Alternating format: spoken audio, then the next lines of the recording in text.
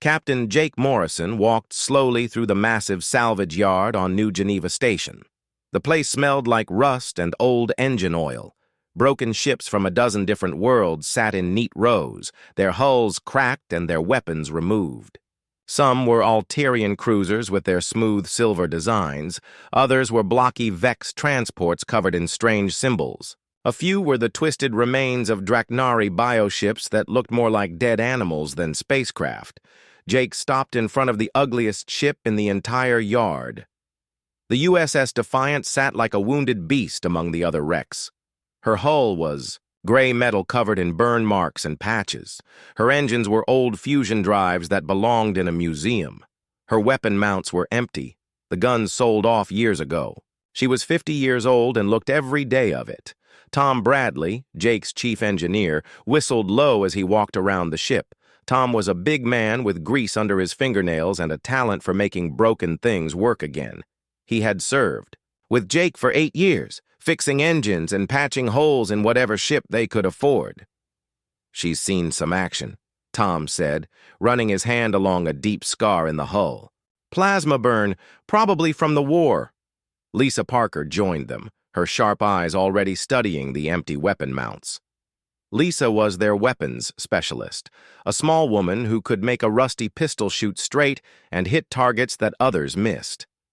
She knew every gun ever made and could fix most of them with spare parts and determination. "The weapon systems are completely stripped," Lisa said. "We would have to start from nothing."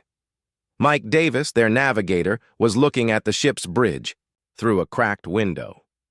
Mike was quiet and smart, the kind of man who could plot a course through an asteroid field while half drunk and still get everyone home safe. He had been flying ships since he was 16 and knew space like other people knew their neighborhoods. "The navigation computer is ancient," Mike said, "but it might still work."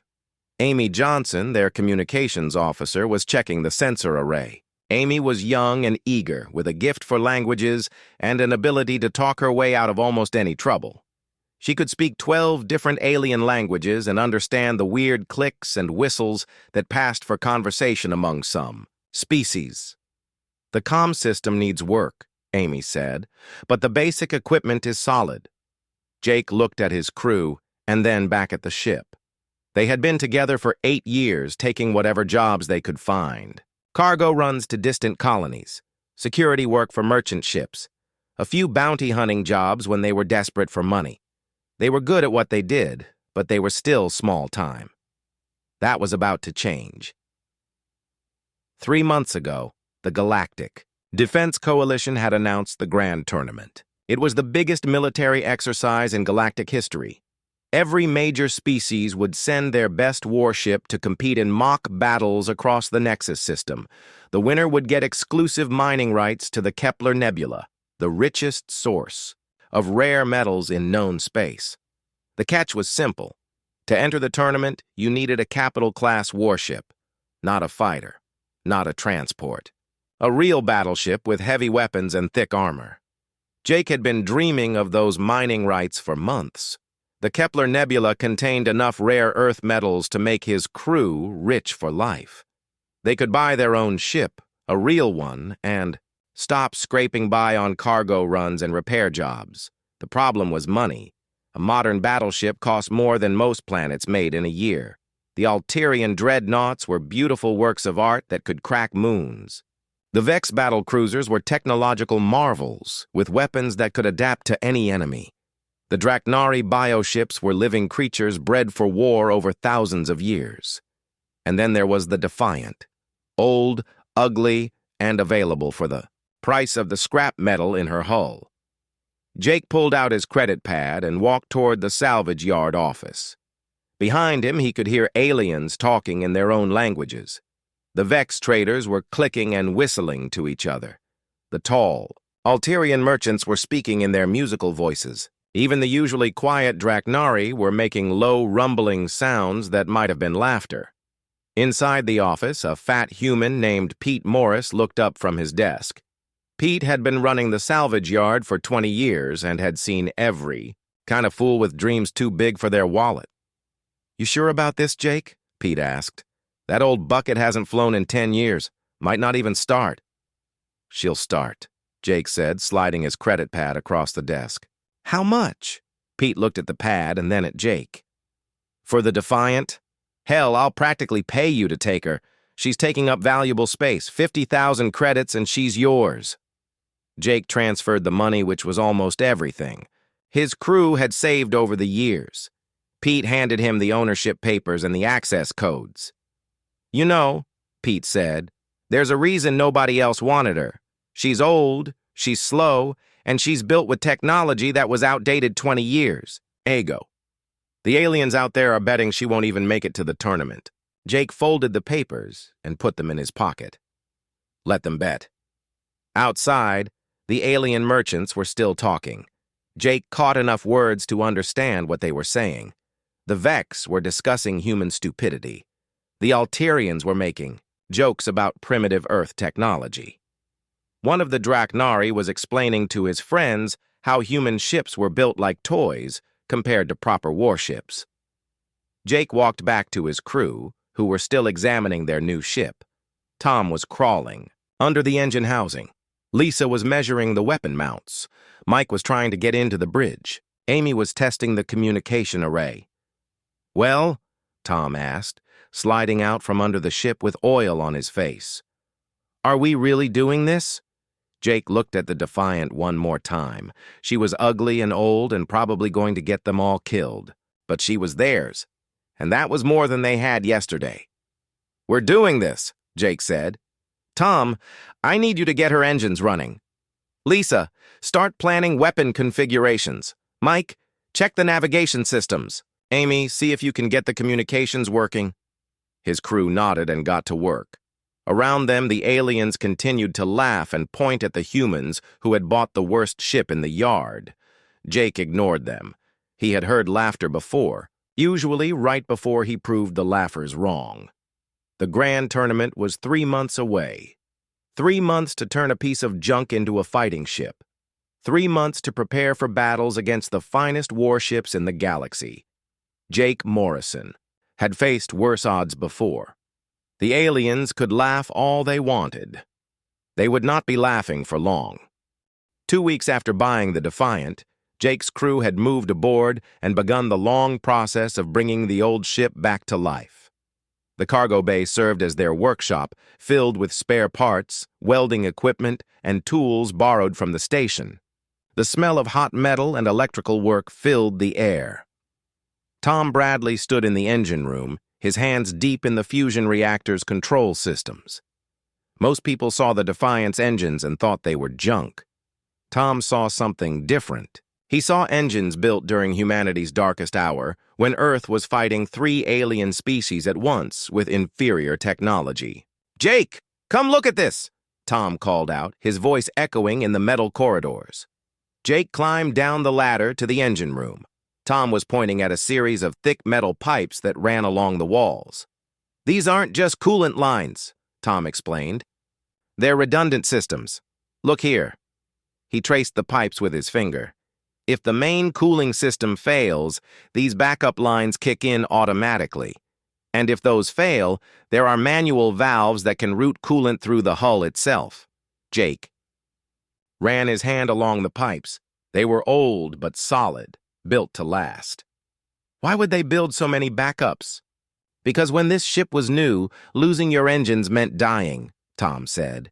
The Alterians had plasma weapons that could melt through any armor. The Vex had energy beams that could fry electronics from 1,000 miles away. The Draknari had acid weapons that ate through metal like it was paper. So human engineers built ships that could keep fighting even when everything went wrong. Tom led Jake deeper into the engine room, showing him systems that most modern ships had abandoned.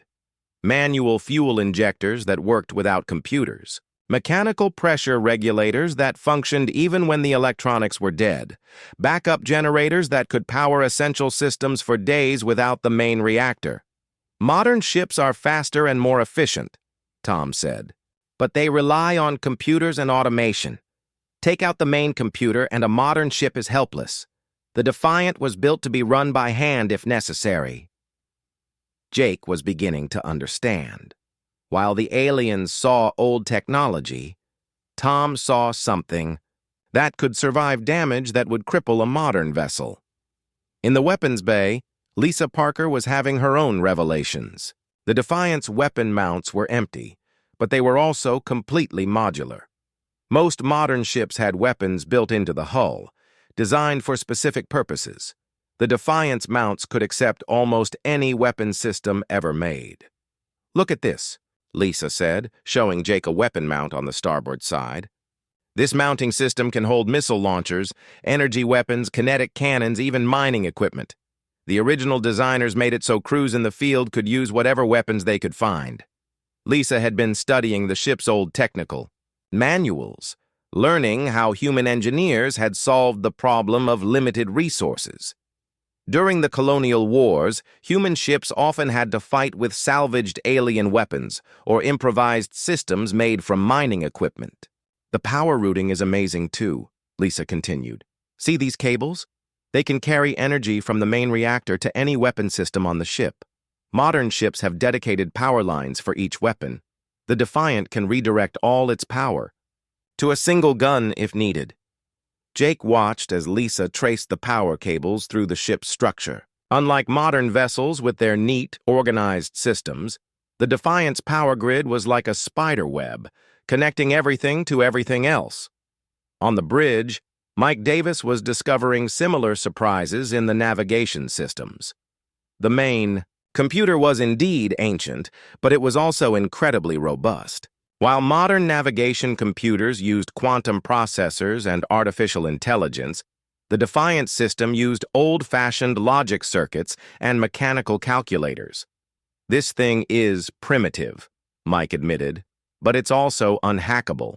Modern ships navigate by connecting to galactic networks and downloading star charts. This system calculates everything locally using basic physics and math." Mike showed Jake how the navigation computer worked. Instead of relying on external data, it used the ship's own sensors to measure stellar positions and calculate jumps. It was slower than modern systems, but it was also completely independent. "The interesting thing is," Mike said, "this system can plot courses that modern computers would reject as impossible. It doesn't know what can't be done, so it tries everything." In the communications room, Amy Johnson was making her own discoveries. The Defiant's communication array was built like everything else on the ship, with multiple redundant systems and manual backups. "The transmission power is incredible," Amy told Jake. "Modern ships use efficient, focused beams for communication. This old system just blasts radio waves in all directions. It's wasteful. But it also means the signal can't be easily blocked or intercepted." Amy had been testing the different communication protocols the ship could use. Modern ships all used standardized formats that allowed easy translation between species. The Defiant could use those formats, but it could also transmit in dozens of older systems that most species had forgotten. "I can send messages using Earth military codes from 50 years ago," Amy explained.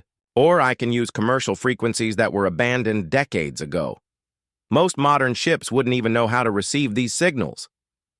As the days passed, Jake began to see a pattern in everything his crew discovered.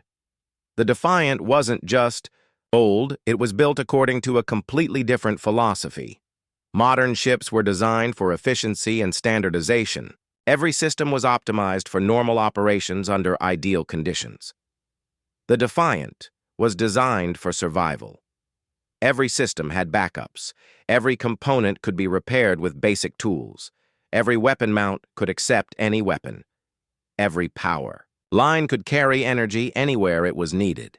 Jake found the ship's service record in the computer's memory banks. The Defiant had fought in the Battle of Titan, where 3 human ships held off an entire Alterian fleet for 6 hours. She had survived the siege of Mars when Vex plasma weapons reduced the orbital stations to molten metal. She had been present at the Second Battle of Earth, when humanity proved it would not surrender quietly. In each battle, the Defiant had taken damage that should have destroyed her. Engines shot out, weapons melted, hull breached in dozens of places. But each time her crew had found ways to keep fighting.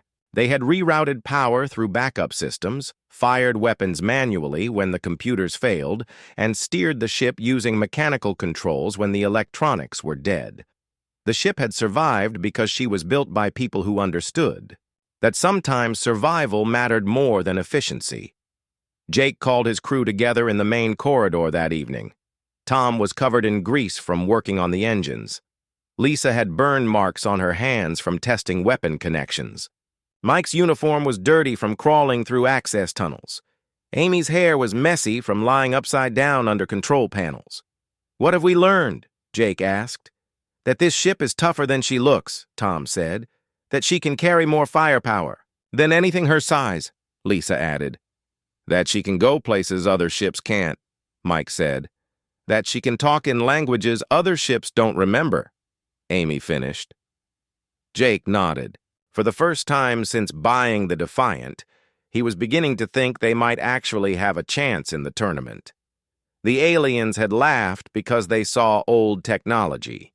Jake's crew was learning they had something else entirely. 50 years of human stubbornness built into every bolt and wire. The Nexus system blazed with the lights of 100 warships when Jake Morrison and his crew arrived aboard the USS Defiant. Gas giants swirled with colorful storms while asteroid fields created natural barriers across the vast arena. Space. Stations orbited the outer planets, filled with reporters and observers from across the galaxy. Jake stood on the bridge, watching through the main viewer as sleek alien vessels took their positions. Each ship was a masterpiece of engineering and design. The Alterian dreadnoughts looked like silver needles that could pierce the heart of a star. Vex battlecruisers bristled with weapon pods and adaptive armor that shifted color in the light. Draknari bioships moved like living creatures, their hulls pulsing with alien life. And then there was the Defiant, looking like a maintenance ship that had wandered into the wrong system. "Incoming transmission," Amy reported from her station. "It's from Tournament Control." The main screen flickered and showed Admiral Corvin of the Alterian Navy. He was tall and graceful like all his species, with silver skin and eyes that seemed to glow with inner light. Behind him stood representatives from the other major powers. War Master Grix of the Vex Confederacy and Battle Queen Scylla of the Draknari Empire. "Welcome to the Grand Tournament," Admiral Corvin said in perfect English. 12 species have sent their finest warships to compete for the mining rights to the Kepler Nebula. The rules are simple. Last ship operational wins all.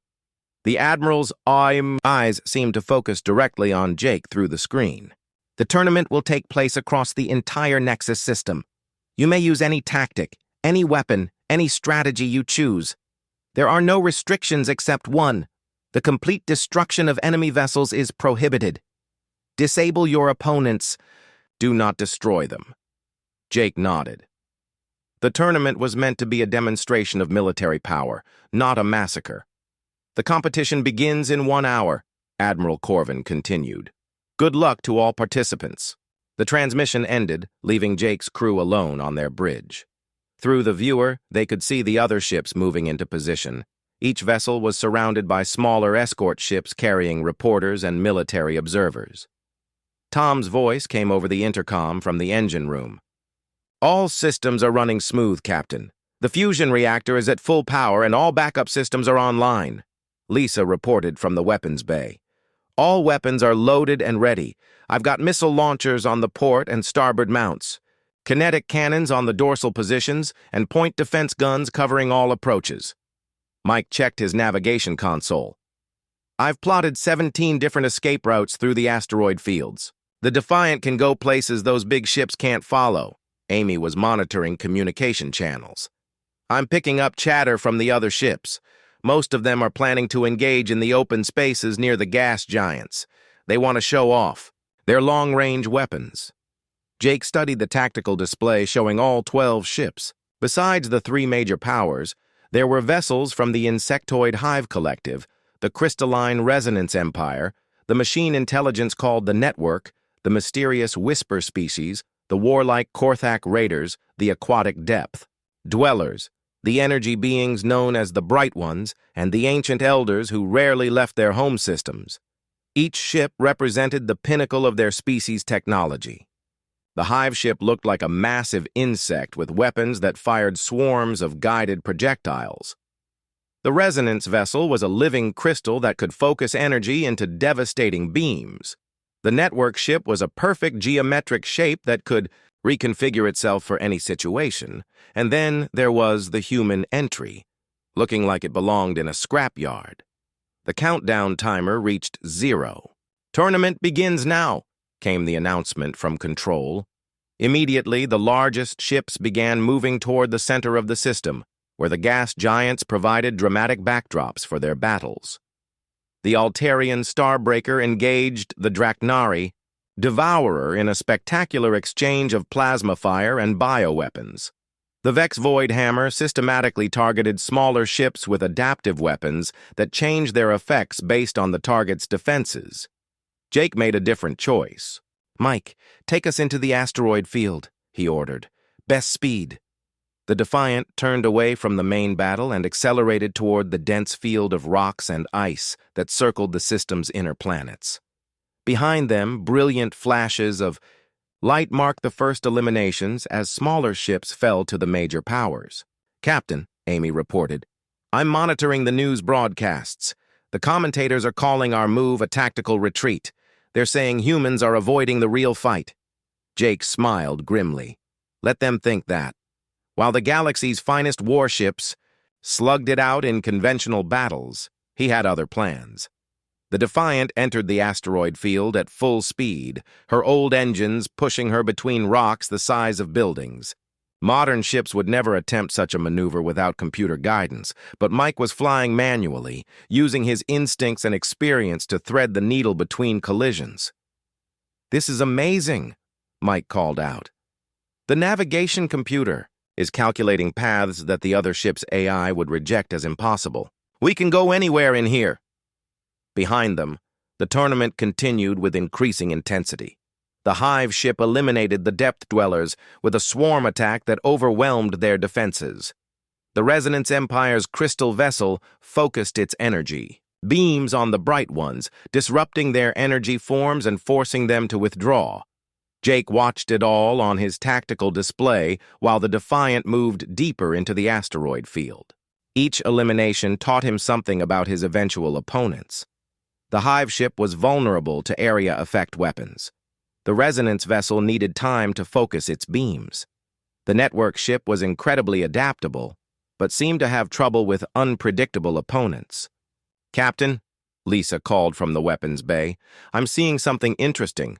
Look at these asteroids." Jake switched his display to show Lisa's sensor readings. Many of the asteroids contained high concentrations of rare metals and unstable compounds. Some were basically floating bombs waiting for the right trigger. "Are you thinking what I think you're thinking?" Jake asked. "If we can't outgun them," Lisa replied, "maybe we can outsmart them." Over the next several hours, the field of competitors steadily decreased. The Elders eliminated the network ship with weapons that seemed to rewrite reality itself. The Korthak raiders used hit-and-run tactics to disable the resonance vessel. The Whisper ship simply made 3 opponents disappear, though sensors showed they had been transported to safe locations outside the combat zone. Through it all, the Defiant remained hidden in the asteroid field, moving from rock to rock like a predator stalking its prey. Jake's crew used the time to study their remaining opponents, learning their tactics and identifying weaknesses. "Sir," Amy reported, "we're down to 8 ships now. The major powers are still intact, but they're starting to take damage from fighting each other." Jake nodded. The tournament was reaching its critical phase. Soon, the surviving ships would start hunting for the human vessel that had avoided direct combat for so long. "Tom, how are our systems holding up?" Jake asked. "Better than expected, Captain. The old girl is running like she was built yesterday. All that redundancy is paying off." Jake made his decision. It was time to stop hiding and start fighting. "All hands, prepare for combat," he announced over the ship's intercom. "We're about to show the galaxy what humans can do with a ship they think is junk." The real battle was about to begin. Deep in the asteroid field, the USS Defiant had become something new. Jake Morrison watched from the bridge as his crew transformed their old ship into a weapon unlike anything the galaxy had ever seen. Tom Bradley worked like a man possessed, in the engine room. Over the past 6 hours, he had rerouted power systems in ways that would make alien engineers cry. The Defiant's fusion reactor now fed energy directly into the engines through bypass lines he had welded himself. Warning lights flashed red throughout the engineering section, but Tom ignored them. "Jake, you need to see this," Tom called over the intercom. His voice was excited and slightly mad. Jake climbed down to the engine room and found Tom standing beside a jury-rigged control panel covered in switches and dials he had built from spare parts. "I've been thinking about what makes this ship different," Tom explained. "Modern ships have computers that regulate everything: power output, fuel flow, engine temperature. The computers keep everything safe and efficient." Tom flipped a series of switches. The engine noise changed from a steady hum to a deeper rumble, but the Defiant was built to be run manually when the computers failed. "So I've bypassed all the safety systems. Look at these readings." Jake stared at the displays. The engines were running at 140% of their rated capacity. "By all rights, they should have exploded already. How is this possible?" Jake asked. "Because the safety margins on this old ship are huge," Tom replied. "When they rated these engines at 100%, they were being very conservative. The actual components can handle much more stress. I've also routed coolant through the hull plating and the asteroid debris we've collected. The whole ship is now part of the cooling system." Jake looked around the engine room. Tom had welded pieces of asteroid metal to the walls and run coolant lines through them. The improvised heat sinks glowed with waste energy, but they were keeping the engines from melting. "We can outrun anything in the tournament now," Tom said with pride. "At least for a while before something explodes." In the weapons bay, Lisa Parker had been equally busy. The modular weapon mounts that had seemed like a disadvantage were now her greatest asset. She had installed missile launchers, kinetic cannons, and energy weapons in configurations that should not have been possible. "Jake, come see what I've built," Lisa called out. Jake found her standing beside a weapon mount that looked like it had been assembled by a madman. 3 different types of weapons were connected to the same mounting point, all fed by power lines she had spliced together. "This is insane," Jake said. "This is brilliant," Lisa corrected. "Watch this." She activated the weapon system. The missile launcher fired first, sending a spread of warheads toward a distant asteroid. While the missiles were in flight, the kinetic cannon fired a stream of metal slugs along the same trajectory. Finally, the energy weapon fired a focused beam that heated the metal slugs until they glowed white-hot. The result was devastating. The missiles exploded first, cracking the asteroid. The superheated metal slugs punched through the cracks like burning spears. The asteroid broke apart in a shower of glowing fragments. "I call it the Trinity Mount," Lisa said. "Each weapon type covers the weaknesses of the others. Missiles for area damage, kinetics for penetration, energy weapons for heat and disruption." But Lisa's greatest innovation was simpler and more terrible. She had figured out how to use the asteroid field itself as ammunition. "Look at this," she said, leading Jake to another weapon mount. This one held what looked like a mining laser connected to a magnetic launcher. "I heat up chunks of asteroid metal with the laser until they're molten, then fire them with the magnetic launcher. The aliens have shields designed to stop energy weapons and solid projectiles. They're not designed to stop molten metal traveling at 10,000 meters per second." Jake watched as Lisa demonstrated on a small asteroid. The mining laser heated a section of rock until it was glowing orange. The magnetic launcher grabbed the molten metal and fired it like a bullet. When it hit another asteroid, the liquid metal splashed across the surface and kept burning. "Their armor might stop the impact," Lisa explained, "but molten metal flows into cracks and seams. It burns through electronics and melts support structures. Even if it doesn't penetrate, it causes massive damage. On the bridge, Mike Davis had been making his own discoveries. The primitive navigation computer that seemed so outdated was actually calculating possibilities that modern systems would never consider. "Jake, I think I understand why this old computer is so different," Mike said. "Modern navigation systems are connected to galactic networks. They download star charts and calculate jumps using data from thousands of ships. They know what routes are safe and what maneuvers are possible." Mike pointed to his navigation display, which showed a three-dimensional map of the asteroid field. "But this computer only knows what we tell it. It doesn't know that certain maneuvers are considered impossible. So when I ask it to plot a course, it tries everything. Look at these solutions." The display showed dozens of potential flight paths through the asteroids. Some followed standard routes that any ship could take. Others twisted through spaces barely wider than the Defiant herself. A few seemed to pass through solid rock. "That one's not really going through the asteroid," Mike explained. "The computer calculated that we can time our passage to go through the gap when two asteroids separate during their rotation. Modern ships would never try it because their computers would flag it as too dangerous." Jake studied the display.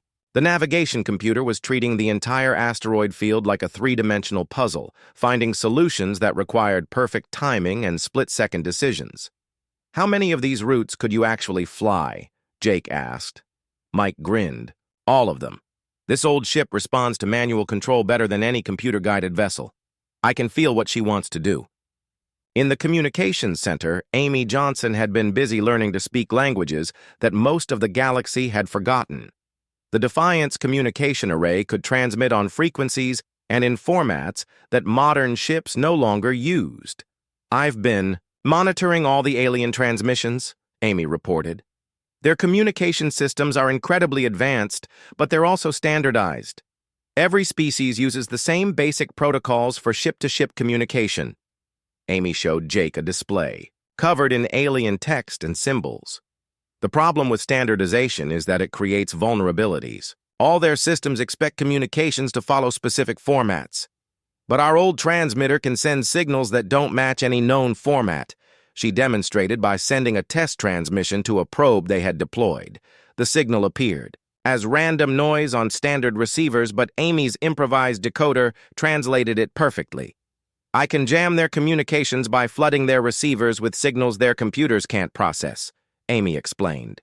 "I can also intercept their transmissions by listening on frequencies they think are unused."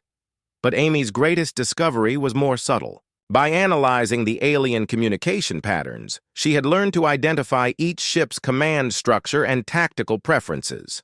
"The Alterian Admiral gives very detailed orders," Amy said. "His captains follow them exactly. The Vex War Master uses short, efficient commands. His ships adapt their tactics automatically. The Draknari Battle Queen barely communicates at all.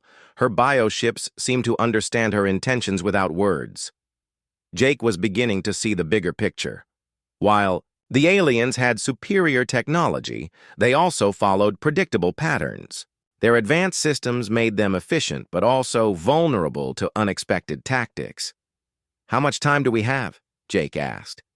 Amy checked her displays. "The tournament is down to 6 ships now. The Elders just eliminated the Korthak Raiders. The remaining ships are starting to hunt for us." Jake looked around at his crew's modifications. The Defiant no longer looked like the ship they had bought. Pieces of alien hull plating had been welded to her armor. Salvaged weapon pods bristled from her sides.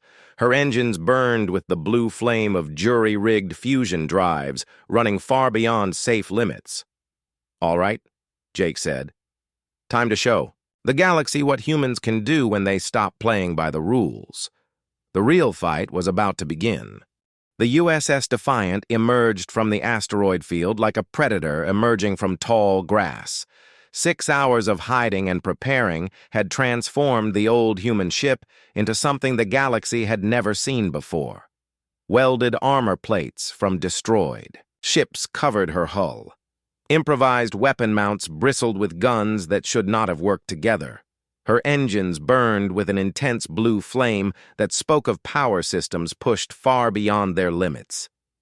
Jake Morrison stood on the bridge and watched the tactical display. 5 ships remained in the tournament besides his own.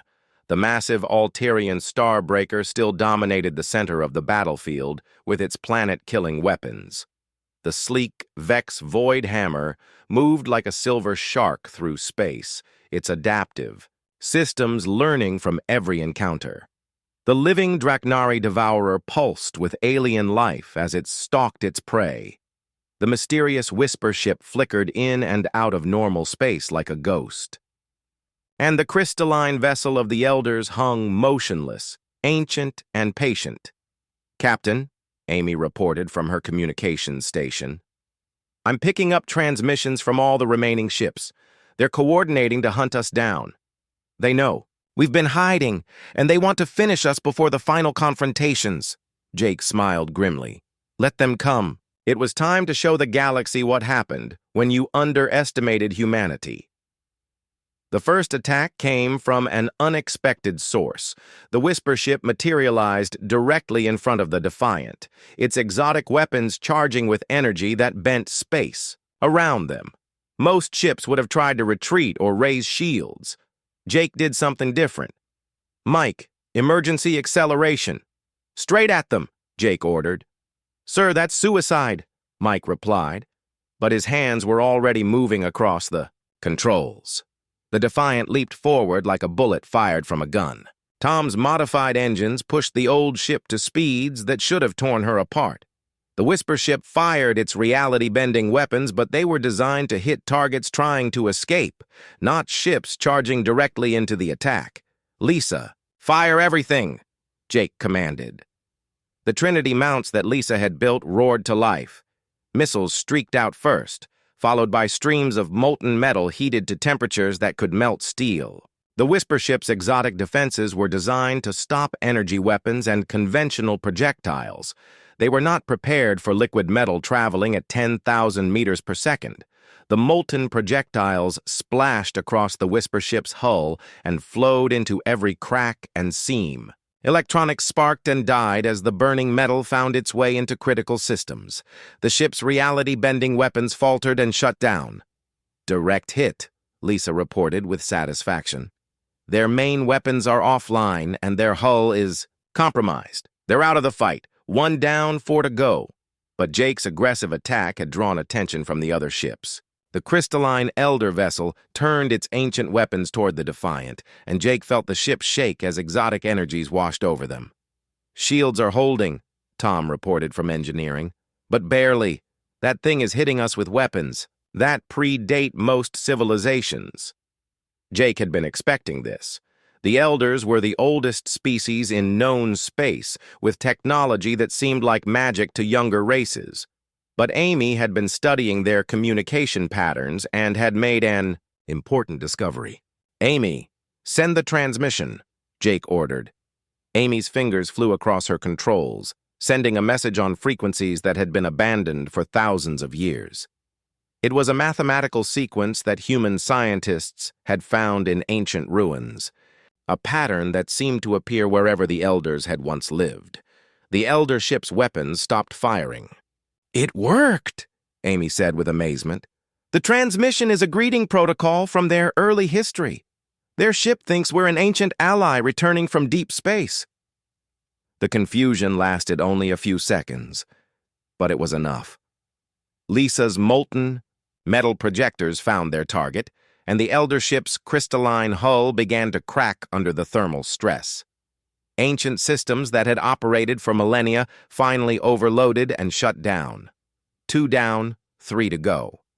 But now Jake faced the tournament's deadliest opponents. The Alterian Starbreaker, the Vex Void Hammer, and the Draknari Devourer were converging on the Defiant's position. These were the ships that had eliminated all the other competitors. They represented the finest military technology of 3 galactic superpowers. "All 3 ships are targeting us," Mike reported. "They're trying to box us in." Jake studied the tactical display. The three alien ships were positioning themselves to create a kill zone with no escape routes. It was a textbook maneuver that should have guaranteed victory. Jake ordered the one response they would never expect. "Tom, give me everything the engines have. Mike, plot a collision course with the Starbreaker." "Captain, that's a kilometer-long dreadnought," Mike protested. "We'll be destroyed." "No," Jake replied. "We won't. Lisa, prepare the special package. Over." The past 6 hours, Lisa had been working on one final modification. Hidden in the Defiant's cargo bay was a collection of mining charges, fuel cells, and chemical explosives all wired together in a configuration that would make demolition experts weep. It was not a bomb in any conventional sense. It was something much more creative. The Defiant accelerated toward the massive Alterian ship at speeds that strained her hull. The Starbreaker's weapons fired, but they were designed for long-range combat. At close range, the massive guns could not track a target, as small and fast as the human ship. 30 seconds to impact," Mike called out. 20 seconds. 10 seconds. At the last possible moment, Jake gave the order that saved them all. "Lisa, deploy the package. Mike, emergency turn." The Defiant's cargo bay opened and expelled its deadly contents directly at the Starbreaker's hull. At the same instant, Mike threw the ship into a turn so sharp that the artificial gravity failed and the crew was pressed against their restraints. The improvised explosive package struck the Alterian, Dreadnought's armor, and detonated. But this was not a simple explosion. Lisa had designed it to burn through the ship's hull and detonate inside the vessel's superstructure. The Starbreaker shuddered as secondary explosions ripped through its interior systems. "Their main guns are offline," Amy reported. "Massive damage to their power grid. 3 down, 2 to go, but the remaining ships were the most dangerous of all." The Vex Voidhammer had been studying the Defiant's tactics and adapting its systems accordingly. The Draknari Devourer was closing in like a living nightmare, its bioweapons ready to consume the human ship. Jake looked at his crew. Tom was covered in sweat from pushing the engines beyond all limits. Lisa's hands were burned from handling overheated weapons. Mike's face was pale from the stress of impossible maneuvers. Amy was frantically trying to coordinate their systems while jamming enemy communications. They had come farther than anyone thought possible, but the hardest fight was still ahead. "All hands," Jake announced over the ship's intercom. "Prepare for the final battle. We're about to show the galaxy why you never count out the human race." The last 2 ships were moving in for the kill. The USS Defiant hung in space between 2 of the most dangerous warships in the galaxy. To port, the Vex Voidhammer gleamed like a silver blade, its adaptive weapons analyzing every detail of the human ship. To starboard, the Draknari Devourer pulsed with alien life, its bioweapons ready to consume metal and flesh alike. Jake Morrison felt sweat running down his face as he studied the tactical display. His ship was damaged and running on fumes. Tom's engine modifications had pushed their fusion reactor to the breaking point. Lisa's weapons were nearly out of ammunition. Mike's navigation computer was overheating from calculating impossible maneuvers. Amy's communication array sparked with electrical fires, but they had made it this far. 3 ships remained in the tournament, and one of them was human. "Captain," Amy reported, her voice tight with stress. "Both ships are hailing us. They want us to surrender." Jake almost laughed. After everything they had been through, after proving that human determination could overcome alien technology, the enemy still thought they could be frightened into giving up. "Tell them we're just getting started," Jake replied. The Vex ship attacked first. Its adaptive plasma weapons fired in patterns that should have been impossible to dodge. But Mike had been studying Vex tactics for hours, and he knew their weakness. Vex computers were perfect at calculating optimal solutions, but they could not understand choices that made no logical sense. "Mike, execute pattern chaos," Jake ordered. Mike's hands flew across his controls, sending the Defiant into a series of maneuvers that violated every principle of space combat.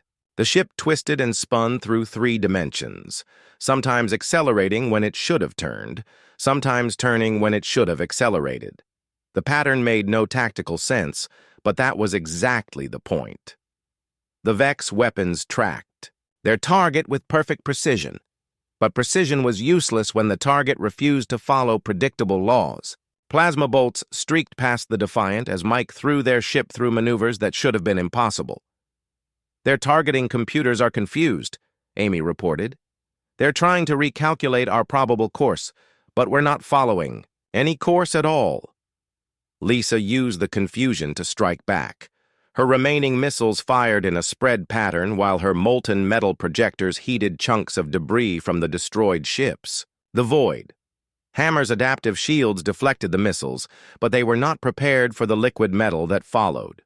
Molten steel splashed across the Vex ship's hull and flowed into their shield generators. The advanced alien technology sparked and died as burning metal destroyed delicate circuits. Without shields, the Void Hammer was just another target. "Direct hit on their main power coupling," Lisa shouted. "Their weapons are going offline." But victory over the Vex ship had cost them dearly. The Defiant's engines were failing. Her hull was cracked in dozens of places, and most of her weapons were exhausted. And the Draknari Devourer was moving in for the kill. The bioship was unlike anything else in the galaxy. It was not built, it was grown. Its weapons were not machines, they were organs. Its hull was not metal, it was living tissue that could heal damage and adapt to any attack. Jake watched in horror as the Devourer extended massive tentacles toward his ship. The alien creature intended to wrap around the Defiant and digest it slowly, the way a snake consumes its prey. Most captains would have tried to escape. Jake Morrison did something that no one expected, including his own crew. "I'll stop," he ordered. "Let it take us." "Captain, that's insane," Tom protested over the intercom. "That thing will eat us alive." "Trust me," Jake replied, though he was not entirely sure he trusted himself. The Devourer's tentacles wrapped around the Defiant like the arms of a giant octopus. Acidic secretions began eating through the human ship's hull as the bioship prepared to consume its prey. Warning alarms screamed throughout the Defiant as toxic gases leaked into the corridors, but Jake had been planning for this moment. During their time in the asteroid field, Tom had not just modified the engines and weapons. He had also prepared a final surprise hidden deep in the ship's structure. "Amy, can you interface with that thing's nervous system?" Jake asked. Amy's fingers flew across her controls as she tried to establish communication with an alien mind. Unlike anything in known space, the Draknari had evolved from creatures that hunted in the deep oceans of their homeworld. Their bioships retained the instincts and neural patterns of their ancestors. "I'm getting something," Amy said. "It's not language as we understand it, but there are electrical patterns in its nervous system. Bioelectric signals that control its functions. Can you disrupt them?" "Maybe. If I can match the frequency of its neural pathways, I might be able to send a command it can't ignore." While Amy worked to penetrate the alien mind, the Devourer's digestive acids continued eating through the Defiant's hull. Sections of the ship were dissolving, and the crew was running out of time. "Got it!" Amy shouted. "I'm sending a paralysis command through its nervous system." The massive bioship convulsed as foreign signals invaded its brain. For a few precious seconds, its muscular contractions stopped and its acidic secretions ceased flowing. "Lisa, now," Jake ordered. Lisa triggered the last of their weapons, firing everything they had left directly into the Devourer's exposed internal organs. Molten metal and high explosives tore through the creature's soft tissues, causing massive trauma to its vital systems. The bioship released the Defiant and began to drift, its alien mind struggling to comprehend the damage. It was still alive, but it was no longer capable of fighting. That left only the Vex Void Hammer, crippled but not destroyed. The two damaged ships faced each other across the emptiness of space, both barely functional but neither willing to surrender. "Captain," Mike reported, "their engines are offline, but they still have maneuvering thrusters. They're trying to position for one final shot." Jake looked around his bridge. His crew was exhausted, his ship was falling apart, and his weapons were empty. But they had come too far to give up now. "Tom, do we have any power left in the engines?" "Maybe enough for one more burn," Tom replied. "But if I push them any harder, they'll explode and take us with them." Jake made his decision. It was the same choice that humans had been making for thousands of years when faced with impossible odds. "Plot a ramming course," he ordered. "If we're going down, we're taking them with us." The Defiant's engines ignited one final time, pushing the battered ship toward its enemy. The Vex vessel fired its remaining weapons, but damaged systems made their aim poor. Plasma bolts streaked past the human ship as it accelerated toward impact. At the last second, the Void Hammer's engines came back online and the ship tried to escape. But Mike had anticipated this move, and he adjusted their course to compensate. Figs. Two ships collided in a shower of sparks and twisted metal. The Defiant's reinforced hull, strengthened by Tom's modifications and the salvaged armor they had welded on, punched through the Vex ship's superstructure. Both vessels tumbled through space, locked together in a deadly embrace. "Hull breach. On all decks," Tom reported. "We're losing atmosphere fast." "Emergency power is failing," Amy added. "Life support is offline." Jake activated the ship's emergency beacon and prepared for the worst. They had won the tournament, but it looked like they might not survive to claim their prize. Then Admiral Corvin's voice came over the emergency frequency. "USS Defiant, this is Tournament Control. Congratulations on your victory. Rescue ships are en route to your position." Jake looked around at his crew. Tom was grinning despite the sparks flying from his control panels. Lisa was laughing as she tried to stop a coolant leak with her bare hands. Mike was plotting an escape course, even, though their engines were dead. Amy was already composing a victory message to send to Earth. They had done it. They had taken a ship that everyone thought was junk and used it to defeat the finest warships in the galaxy. "Sir," Amy said, "I'm receiving congratulations from ships across the system. Even the aliens are impressed." Jake smiled. The Kepler Nebula mining rights would make his crew rich beyond their wildest dreams. But that was not the real victory. The real victory was proving that human determination, creativity, and stubborn refusal to give up could overcome any odds. The galaxy had learned an important lesson. Never underestimate the species that builds. Their ships to keep fighting when everything else fails. The aliens were definitely not laughing anymore.